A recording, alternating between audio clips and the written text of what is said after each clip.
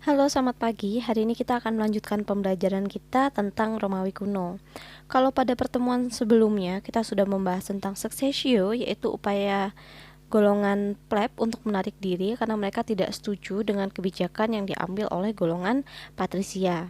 Nah, selama successio itu terjadi 5 kali successio. Nah, pada suksesio pertama yang terjadi pada tahun 494 sebelum Masehi, itu keluar karena adanya undang-undang mengenai hutang yang memberatkan golongan pleb. Nah, rata-rata para prajurit Romawi itu kan golongan pleb.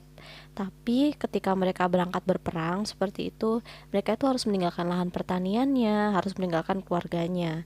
Dan ketika mereka kembali dari perang, sekalipun mereka menang, mereka akan meninggalkan banyak hutang karena sama mereka berperang, keluarganya banyak yang berhutang kepada golongan patrisia atau golongan bangsawan.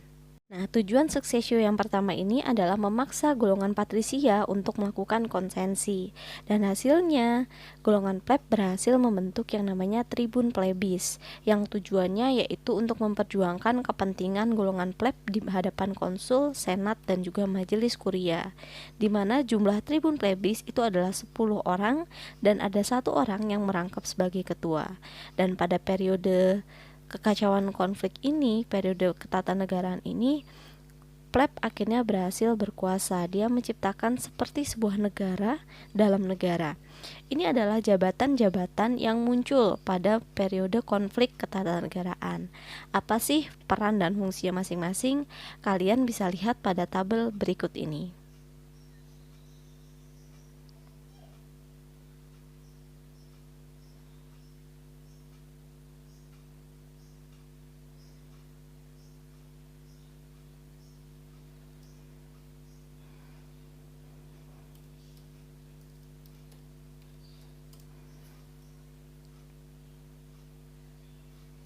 Nah, pada periode ini selain muncul beberapa jabatan baru, juga muncul hukum-hukum baru. Salah satunya adalah Lex Duodecim Tabularum atau Hukum Tabula 12. Ini adalah undang-undang yang mengatur dasar kehidupan masyarakat di Romawi. Ini kalau di Indonesia semacam Undang-Undang Dasar 1945. Lalu ada Lex Licinia Sextia, di mana menetapkan seorang konsul itu satu terdiri dari golongan pleb dan satunya adalah golongan patrisia. Nah, ada satu lagi fenomena penting yaitu munculnya golongan patrisio pleb. Golongan patrisio pleb adalah golongan-golongan pleb yang berhasil menduduki jabatan-jabatan publik dan dia akhirnya mempunyai kekuasaan layaknya seorang patrisia. Lalu bagaimana akhir dari konflik ketatanegaraan? Konflik ini akhirnya diakhiri dengan yang namanya adalah Lex Hortensia yang dikeluarkan oleh Hortensius. Dengan adanya Lex Hortensia, maka kekuasaan Senat itu dikurangi, yaitu kekuasaan mereka karena memiliki hak veto dan juga kekuasaan lainnya. Dengan adanya Lex Hortensia, maka setiap resolusi Concilium Plebis itu tidak harus disahkan tanpa meminta persetujuan dari para Senat. Jadi, pada periode konflik ketatanegaraan, golongan pleb memiliki peranan yang besar karena kekuasaannya dalam tribun, tapi senat tetap dikuasai oleh golongan patrisia. Jadi, pada periode ini kita bisa belajar dari bangsa Romawi bahwa ketika kekuasaan suatu pemerintahan hanya dikuasai oleh satu golongan, maka akan terjadi kekacauan. Tapi kalau pemerintahan dikuasai oleh banyak golongan, maka itu akan menjalankan pemerintahan lebih baik lagi karena akan memperhatikan semua aspek masyarakat tanpa memandang suku, asal, ras, dan budaya.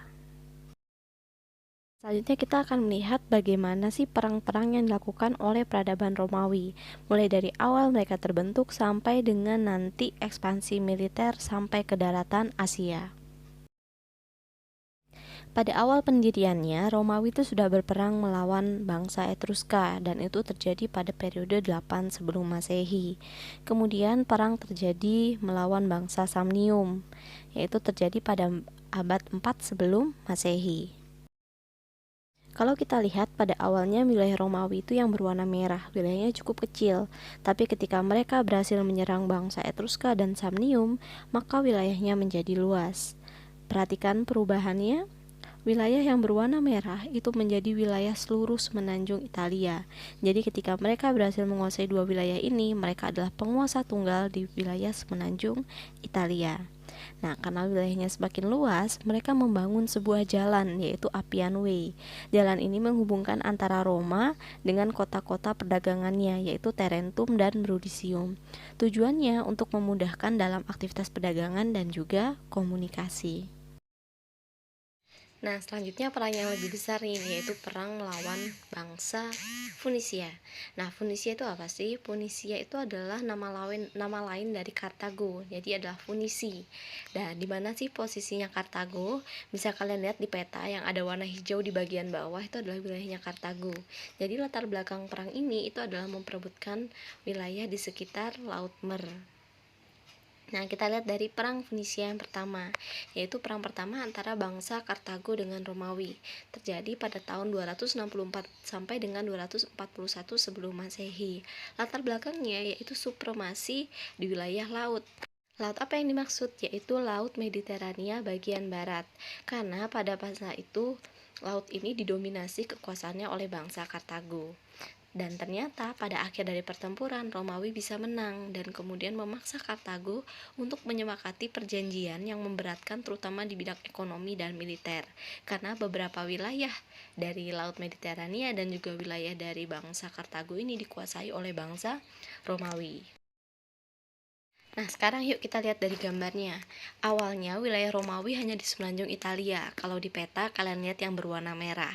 Tapi nanti setelah terjadi perang melawan bangsa Kartago dalam perang yang pertama, ternyata wilayahnya semakin luas. Ada beberapa pulau yang nanti dikuasai oleh bangsa Romawi, di mana pada awalnya pulau-pulau ini adalah kekuasaan dari bangsa Kartago. Apakah perang berakhir? Ternyata tidak, karena terjadi perang lagi, yaitu perang Funisia yang kedua. Adalah pertempuran di Danau Teresimene antara bangsa Kartago dengan Romawi. Pada saat itu Romawi dipimpin oleh Scipio dan mereka menerapkan strategi perang atrisi, di mana mereka membiarkan musuh menyerang sampai lelah, lalu mereka menyerang balik dengan cara gerilya. Sedangkan Kartago waktu itu dipimpin oleh rajanya yaitu Antiochus II, dan mereka memiliki panglima perang yang terkenal yaitu Hannibal. Strategi mereka ingin menyerang jantung Roma serta seluruh wilayah semenanjung Italia. Nah, kira-kira siapa nih yang menang dalam pertempuran ini? Kalau kalian lihat pada gambar di atas, itu adalah beberapa rute peperangan yang dilalui oleh bangsa Kartago untuk menghancurkan Romawi. Ada beberapa pertempuran yang dimenangkan oleh Roma, tapi ada juga yang dimenangkan oleh bangsa Kartago. Kartago menggunakan strategi yang unik. Jadi karena mereka berada di wilayah Afrika, mereka membawa pasukan bergajah.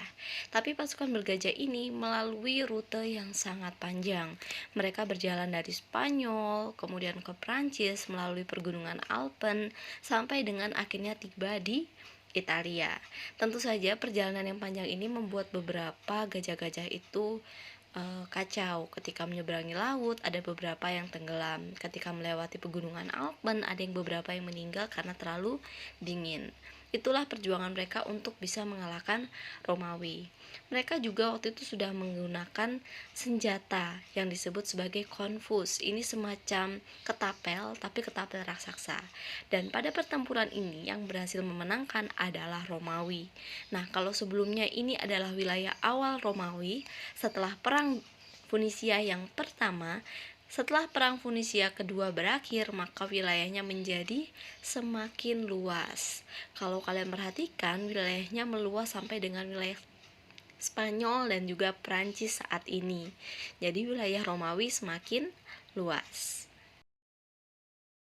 Pada perang Funisia yang ketiga, dikenal sebagai juga pertempuran Cannae. Ini adalah perang antara Kartago dan Romawi, tapi kali ini yang menyerang adalah Romawi. Dampak dari perang ini, wilayah Romawi semakin luas. Dia mendapatkan banyak rampasan perang, kehormatan, dan juga budaya Romawi tersebar. Tapi kekurangannya, wilayah pertanian yang ada di Romawi menjadi terbengkalai. Sedangkan bagi Kartago, kota mereka menjadi hancur, banyak kematian, perbudakan, dan secara politik mereka sekarang menjadi bagian dari wilayah Romawi. Ketika Romawi berhasil menghancurkan Kartago, kota mereka itu dilululantakkan, dibakar habis-habisan oleh Romawi. Dan ini adalah hal yang wajar pada periode itu. Ketika suatu kota kalah, maka wilayahnya akan dibakar supaya tidak terjadi pergolakan.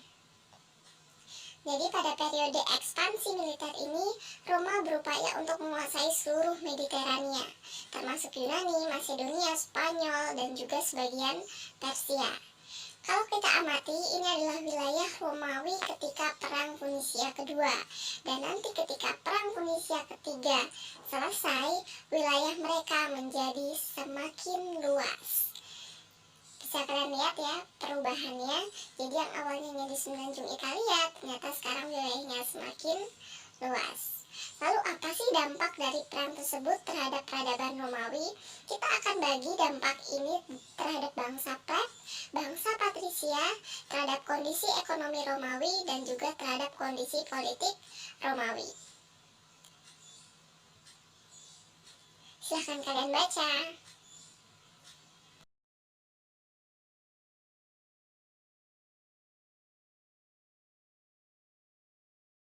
Setelah perang yang berkepanjangan, walaupun Romawi berhasil kan memenangkan pertempuran, tapi ternyata sepertiga penduduknya itu adalah banyak dari golongan budak, sehingga terjadi kekacauan di masyarakat.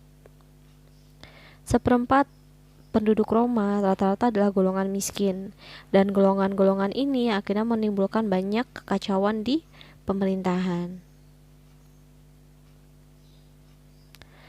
Pada periode ini, politik bukan lagi sarana untuk mencapai kebaikan bersama, tetapi melainkan untuk kepentingan pribadi.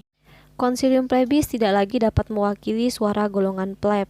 Jabatan mulai banyak yang dijual belikan oleh golongan patrisia dan pleb. Mekanisme pemilihan yang dulu terbuka sekarang menjadi tertutup dan juga rahasia. Seperti inilah kondisi politik yang tidak lagi menjadi kebaikan bersama. Mungkin bisa kita refleksikan juga terhadap bangsa Indonesia.